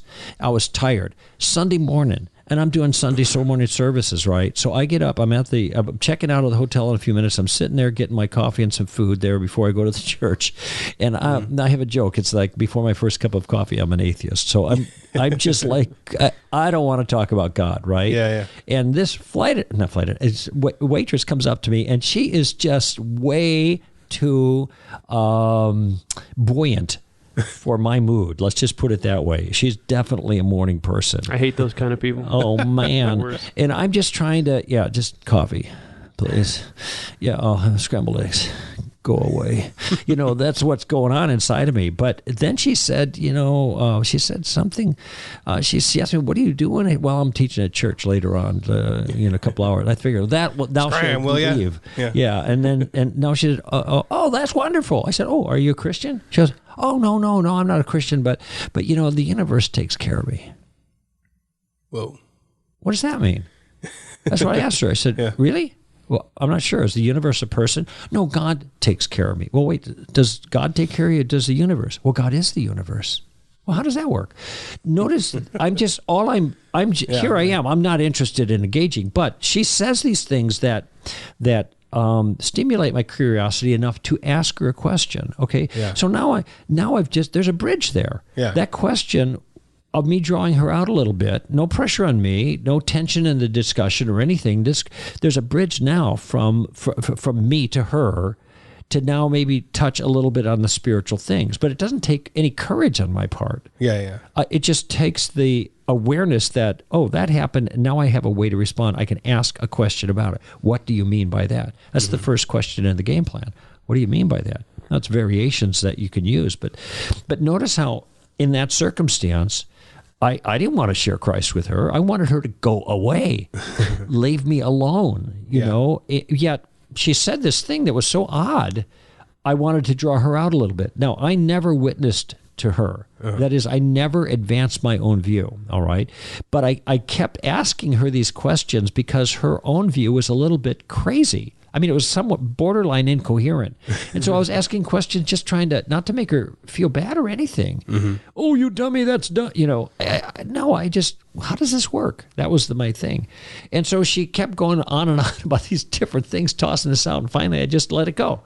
All right. And then she went off and filled somebody else's coffee. Huh. And I promise you, about 5 minutes later, she came back and she said, that was really interesting talking to you. Nobody has ever asked me these questions before. Yeah. And I said, well, if we had more time, I'd ask you more questions. Oh, she said, it got me thinking, is what she said. I said, well, if we had more time, I could ask you more questions and you could do some more thinking. But as it turned out, I had to go. Yeah. But notice in that situation there, we had kind of transferred into a spiritual conversation in a somewhat effortless way, even when I was negative towards it, the idea, not just neutral. So this, I think, is the power of the tactical game plan that allows you, someone like you who's a little timid about these things, you're ready to be in a passive position to respond if you're asked, but you don't want to, step out. You don't know how to do that. This is a way of being able to do what Paul says in Colossians 4, make the most of the opportunity. And as for being, like a really nice guy and living your life, okay, well, I think that's great. We ought to do that. But if that's the sum total of our kind of witnessing, then I just want to remind you of something, that you will never be able to out-nice a Mormon. Yeah, it's true. We have jokes about that. Well, you've got some very stiff competition if that's your technique. That's why I think it's good to go a little further, and that's why one of the reasons I wrote the book Tactics. So did you then drop $1 million gospel tract for your tip? No, I didn't. I don't leave tracks. It's just not my style. Or a I chick do tract, recommend maybe something. There was a chick tract that was actually very functional in my own conversion. The Dark Somebody Dungeons. dropped It was in the the Dungeons and Dragons one. No, this was remember, it was 46 years ago. So they didn't have Dungeons and Dragons then. It was called Creator or Liar. But I was getting all my groceries out of my grocery bag. That was all paper back then, and there in the bottom was a tract. And how much did it cost, that grocery bag back then? Yeah, right. They actually paid me for the grocery bag. So, but anyway, I read it, and it really did have an impact on me. And so those are useful, I think. But no, what I ended up doing is, if you're going to leave a tract, leave a big tip, at least 20%. And Christians are bad tippers. Yeah. Okay, so that's my recommendation about tips. But I don't usually leave a tract, although I'm not discouraging people from doing it. Just make sure you got a big tip along with it. And but what I did do is I realized, you know what? I always like to, if I could leave something, then I can. Who knows what? Sometimes I have.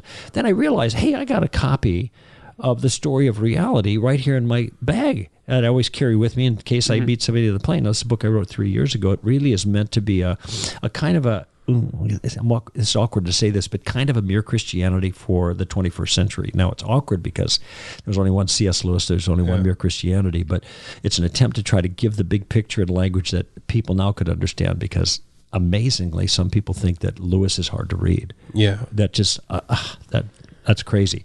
In any event, so I had it. I said, if I gave you a book, would you read it? And it won't hurt my feelings if you say no. That's what I told her. I'm totally genuine. She said, oh, yeah, I'd read it. I said, okay, here it is. And I give it to her. I said, actually, I wrote the book. And then she almost fell over. She was like, oh, I am definitely going to read it. And I wasn't trying to, to wave my flag or anything or grandstand. But so I was able to leave her with something so she could think more about the issue. And that actually is a good part of the thing, if you could leave something with people that will be meaningful to them. So write some books, carry them around in your pockets. That's right. just be a modern day C.S. Lewis. Yeah. You too. No worries. Easy. Right. The point there is I did have something I could give her. And if I wasn't an author, I might carry something that I'd give to somebody to get them thinking, I'll give them your book. What'd you write? Children's. I have a book called Bears Want to Kill You. Give them that. Case closed. I don't know. You asked. Did you really? Bears Want to Kill You? Yeah. Oh, that sounds like fun. That's just one of them, yeah.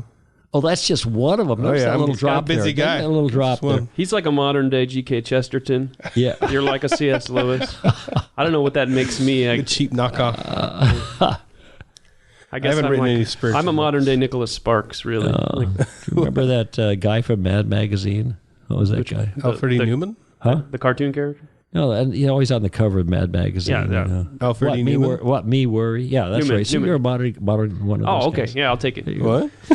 What me worry? You remember? Yeah, that's me. They had that guy looked exactly the same when I was a kid. I don't know what he's eating, but he ain't growing older. He's got some really good diet or something, just or like maybe me. just eating a lot of preservatives. Just like me eating my Chipotle here while we talk. I see it right there. Okay, so Latter-day Saints at the door, Jehovah's Witnesses at the door. What do you do? I let him in. Latter-day Saints. I'm thinking. I'm talking. I guess like either one. You in can pick either principle or theoretically. I know what most people's. I hide. I just hide. Yeah, that's right. You hide. Turn the lights off. Yeah. Don't make any Don't make noise. Right. We're not here. But people have to kind of choose their opportunities, and a lot of times I'm writing something or I'm off to something, and so that's where I'm going to be spending my time. But there are a lot of other people who don't have other engagements, and frankly, they don't come through our neighborhood very often, hardly ever. Really? They probably have your door marked. Yeah, that's No, that, well, that's that but Koukl I guy. think it's great to ask them to come in, and it's great to sit them down and ask them questions. Oh, come on in. Glad to talk with you. Help me. Help. I got lots of questions about Mormonism. Now, if you know a little bit about Mormonism and Jehovah's Witnesses, I actually do talk about an encounter in the last chapter that did not go well for me. I made some mistakes, but I talk about that in the last chapter of the Tactics book. But I'd draw them out and ask them questions about their own convictions and how they know that what they believe is actually true.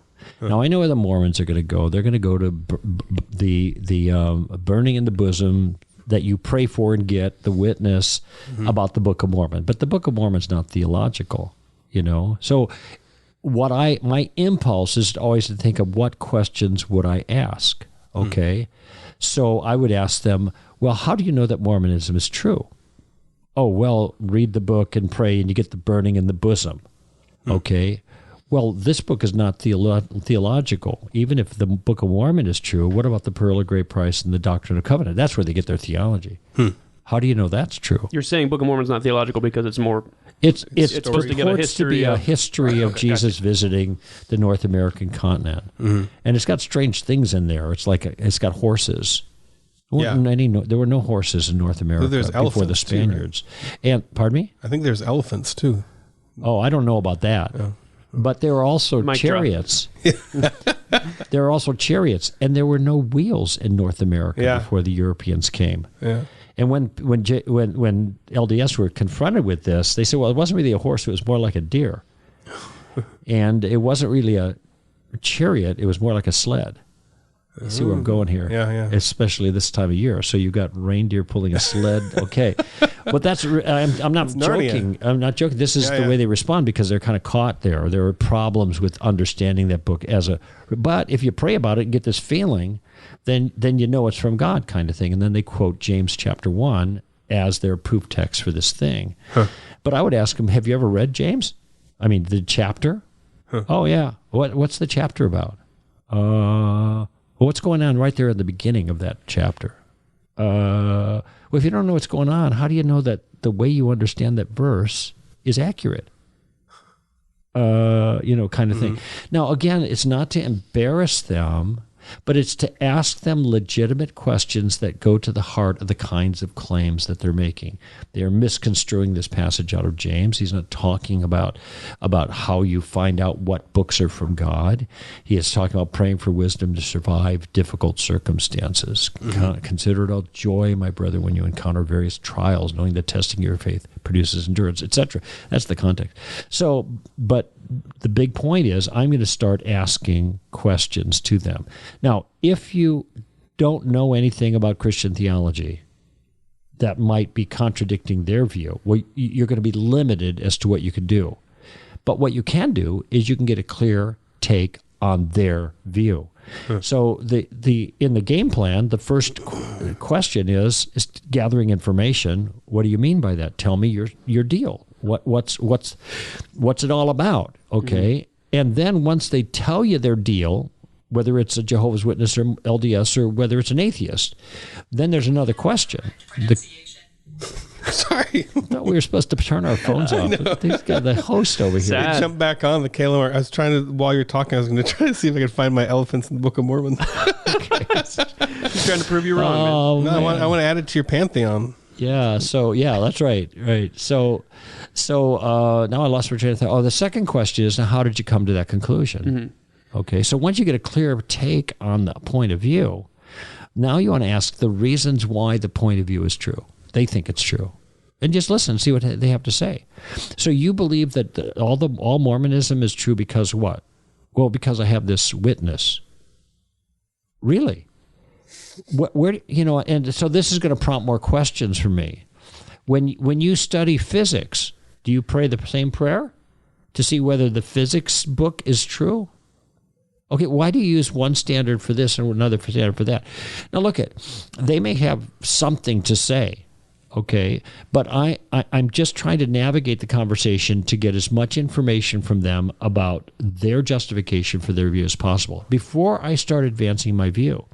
Now I want you to think, because my goal is to put a stone in someone's shoe. That's it. It's not to lead them to Christ. It's just to put a stone in their shoe, to get them thinking, basically. So I want you to think about, and your listeners can think about this too. How many of you have been confronted by somebody who doesn't hold your view, atheist, skeptic, or whatever, who's asked questions and then you couldn't answer it? Now, you might have said, well, something. get behind me, Satan, or whatever, mic drop and you're out. But you might have acted like it didn't bother you. But I bet you there were times where inside you're thinking, maybe he's right. Maybe he's onto something. Maybe I'm mistaken in this. And it's a terrible feeling. It's a chill that goes up your spine. But what did the atheists just do? All they did is ask a couple questions that put a stone in the Christian's shoe, a stone of doubt, because the questions went to something that was significant that they couldn't respond with. This is all I'm talking about doing in the other direction. And it's a legitimate thing to do. It is completely legitimate thing to do. And it's very, very powerful as well. When I was growing up, it always seemed like when people were teaching me how to evangelize, the purpose was to pray with somebody, to get a conversion. There was a big emphasis on numbers. Close the deal. Yeah. Almost a sales pitch thing. So it sounds like what you're talking about is something where you're not necessarily concerned with numbers per se, or getting a conversion or making the sale. No. It's almost like you have a bigger picture view of what God is doing, and you understand that, okay, God's sovereign. I'm giving some questions. This guy is thinking about it. Right. Later, 30 years down the road, you don't know where that person's going to be. It's not my business. God's in charge of this. So if somebody wants a very clear biblical picture of this, go to John 4, woman at the well. She's gone. She goes back to Sychar to talk to the people. The apostles are coming in as she's leaving, and Jesus says to the apostles, you are about to reap where you did not sow. So he's acknowledging there in just that one sentence that there is one field, in that case Sychar, but there are two seasons. That is a sowing season and a reaping season, and two kinds of workers. Somebody else did the sowing. They're going to do the reaping. They're going to get the easy pickings, okay? And when the fruit is ripe, it just drops into the bucket. Harvesting is easy when the fruit is ripe. The hard work is what I call the gardening. And it's the gardening period where we need more workers, and I think, because that's where most of the work is done, and I think then probably most Christians are like me, gardeners. And so I'm content to garden. And most of our evangelism techniques, though, are harvest-oriented. That's what you were just describing a moment ago, Kyle. It's a harvest. They close the deal, swing for the fences, get them to sign on the dotted line. How many people did?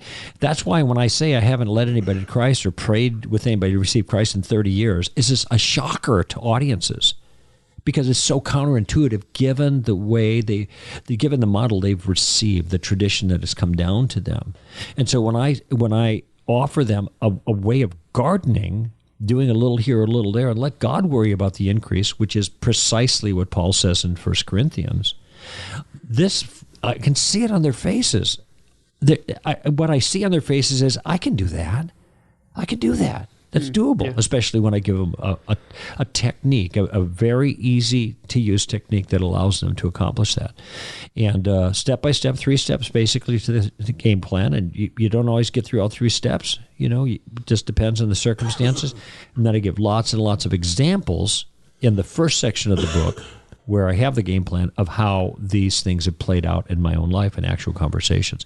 And that's what gets people kind of excited, thinking, oh, I can do what I'm supposed to do, like you were saying a moment ago, Ethan. I can get into play, but I can get into play with a lot of safety and still be effective being a gardener. I can get into the shallow end of the pool, so to speak. All right. Well, that was a great conversation, if I recall correctly. And yes, we talked to him some more in the subscriber portion. Yeah. So if you want to hear some more great stuff, then you need to subscribe to the Babylon. Yeah, we got into some, in a bit. We got into some questions that that you guys submitted and from the group.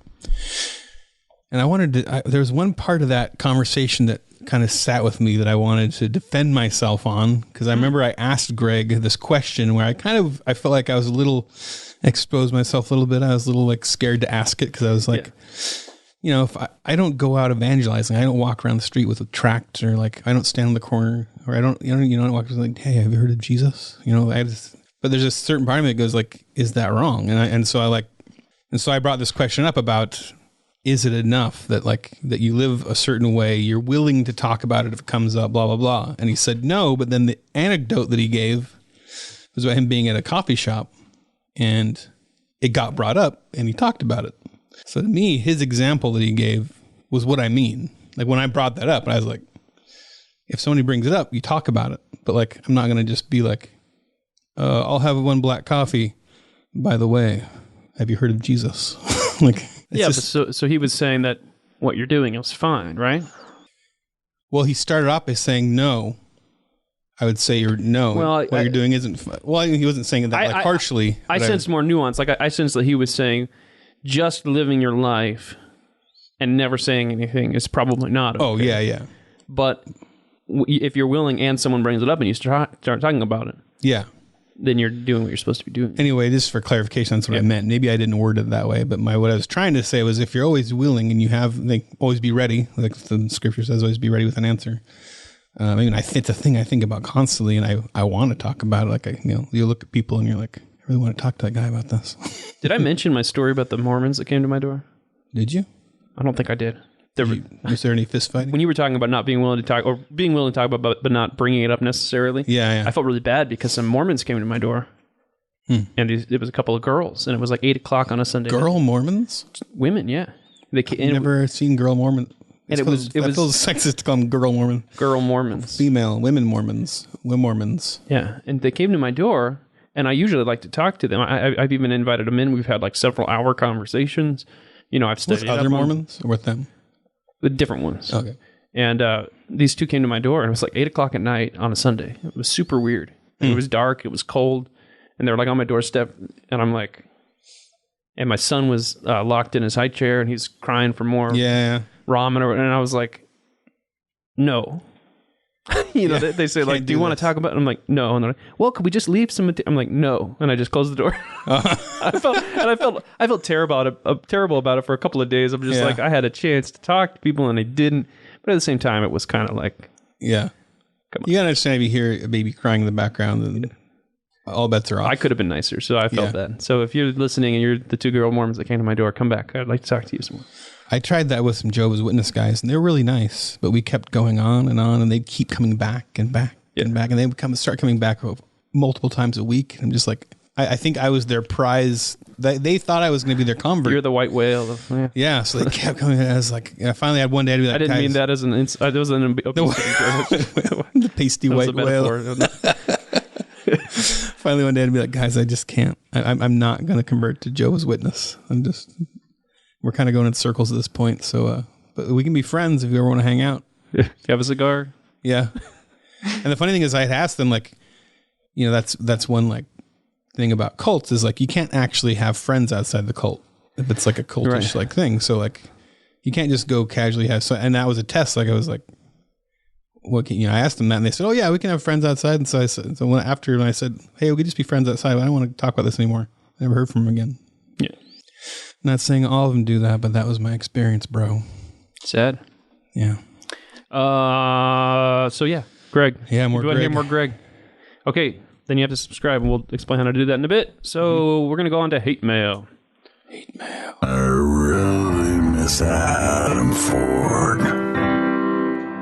I really miss Adam Ford. You can add that in there. Don't add anything later. We have to keep that. So you want to read your hate mail first, and then I'll explain this other thing? Did you have a podcast? You said you had a podcast? Oh, yeah. It's on the list. We could read it first. Okay, we got a new review. And we've had a lot of good reviews for a while, so we were overdue for a bad one, and we got like a couple bad ones in a row. Oh, really? Yeah. Did it bring down our rating? Because we were like 4.9 or I don't know. I'm sure it did. Yeah. So his name is publicly on Apple iTunes, so I guess, William Hubert says, Hubert. Which I actually kind of sympathize with this. What voice would this guy talk then? I can't stand their voices. I literally had to stop listening because of how annoying their voices are. With all the cracks and different pitches, these guys sound like a couple of prepubescent homeschoolers. Maybe he talks like Liam Neeson or something. He has like an amazing voice. I literally had to stop listening because of how annoying their voices are. Our wives are nodding. Yes, I agree with this. I noticed the last Gadawa one we did, the one we just posted over Christmas, the Follow Your Heart. You were way more Kermit the Froggy than most episodes. I think when we have a guest and I'm not feeling like in, it's kind of like my defense You clench mechanism. up your throat a bit. I clench up and I'm like, well, start talking like... what kind of movies do you like? Because it doesn't even sound like you. It was weird. I noticed the same thing. I don't remember when we recorded that, but I must have not been into it. I don't know. It was something weird. It was like our 4th episode with him. Yeah, I was comfortable with him. Yeah. But it was weird. It was like... yeah. But I can't say anything. I'm the guy with the voice that cracks, and I'm 39 years old. All right, so that was our hate mail, or did you have another? Or was it? No, that was it. Okay, so Frank Fleming wrote an article that quoted Trump as saying, "I have done more for Christianity than Jesus." And we were kind of skewering Christianity today for kind of virtue signally with their Trump op-ed, and so this was kind of our like, but we get what you're saying. This was like our, we're balanced, And then, because it took me a second on this one, because I realized that Trump had said something kind of similar. I'd done more for evangelical Christians. Yes, he said something. What? Any other Republican or something? Yeah, something. So it was kind of a play on that. And it does sound like something Trump would say. And lest you think that only the right gets confused by satire and such, the left took off with this one, and it just got Snoped this morning, so it was pretty... it was a respectful Snope. It was very... Snopes doesn't want to... They're tiptoeing. Yeah, being careful. They're walking on eggshells around us, so that's good. That's how I like all my relationships. You're not talking now. I'm just trying to process. Sometimes you require some extra processing. All right, so there was a bunch of tweets on the tweeters about people who were confused by it. So these are all responding to Trump saying, "I have done more for Christianity than Jesus." So these are people that are sharing that article, and then this is like the comment that they leave in the little. Yeah. So I'll read the first one. We'll alternate. Okay. So Trump, "I have done more for Christianity than Jesus." Okay, but did you die? Yeah. Mic drop. That's a good point. He's lost his grip on reality and unraveling like a spool of thread. I like that this thread is just like a sweater coming apart. Trump is just a devil. Wait, go ahead. It wouldn't unraveling be usually a sweater analogy, not a spool of thread, right? Spool of threads don't unravel. Are they raveled? A spool of thread is spooled. It's not raveled. Unspooled. And it's supposed to. That's what it's supposed to. So that analogy is all messed up. Trump is just a devil. We as a people needs to wake up. The things like a Quaker. Trump is just a devil. The things he say isn't just entertainment. It's the true of the matter. What are you, a cat meme? This is like a racist cat very meme? Racist. LOL cats. Those are sick, right? SIC means that the mistakes were in there. Yeah, with the little brackets. Yeah, little sick brackets or parentheses. Yes, sick. Sick. Sick, bro. I'm sorry. I seldom comment on this guy, but it's no wonder America is the laughing stock of the world. The leader is an idiot clown. Well, we were glad you broke your silence to comment on this. Yeah, he had to. You brought it out. I don't always comment on Trump, but when I do, I'm mistaking satire for reality. I want to hear... Here's another one. I want to hear the evangelicals attempt to explain this away. It's satire. Okay. If I say this, am I racist the way that this is said? I do not know the race of the person who... Yeah, I don't either. So I'll try not to... I'll try to be as neutral. He bout to be stuck by lightning. You know what's funny is it says stuck, and then it says light. It doesn't say lightning. It says lightening. Yeah, light ENING. Lightening. Like his skin is going to start turning from orange to a lighter glow. Stuck by lightning. Now, I don't know whether to believe this or not, but if this is true, go ahead and nail the coffin. You know where he's going. I'm trying to figure out this, like he's already in the coffin and they're waiting for confirmation. Should we nail this thing? They're holding up the hammer like, yep, it's true. All right. Dong. Then they push him off into a hellhole. All right, one more. I tried to fact check this with no luck. If he actually said this, then he is the Antichrist.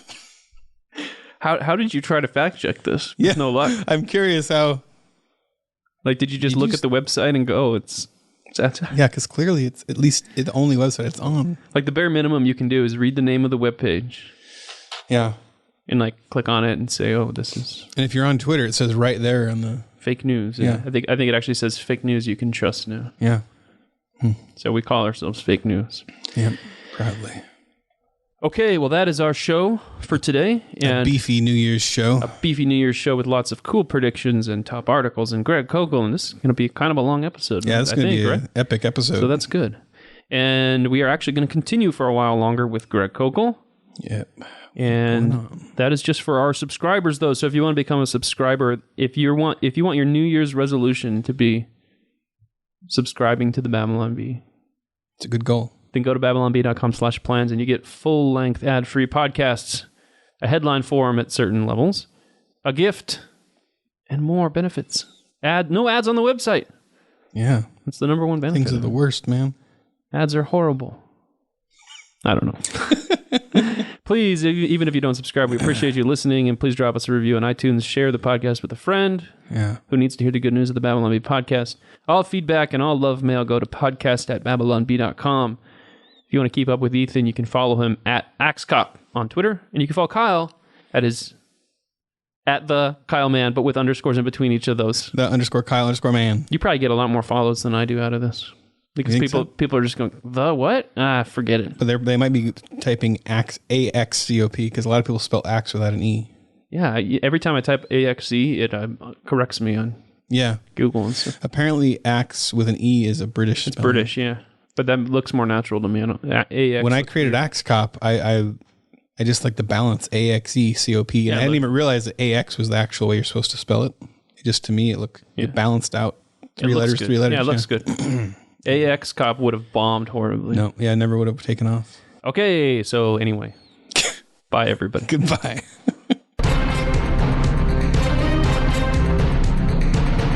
Kyle and Ethan would like to thank Seth Dillon for paying the bills, Adam Ford for creating their job, the other writers for tirelessly pitching headlines, the subscribers, and you, the listener. Until next time, this is Dave D'Andrea, the voice of the Babylon Bee, reminding you that one does not simply walk into Chick-fil-A on Sunday.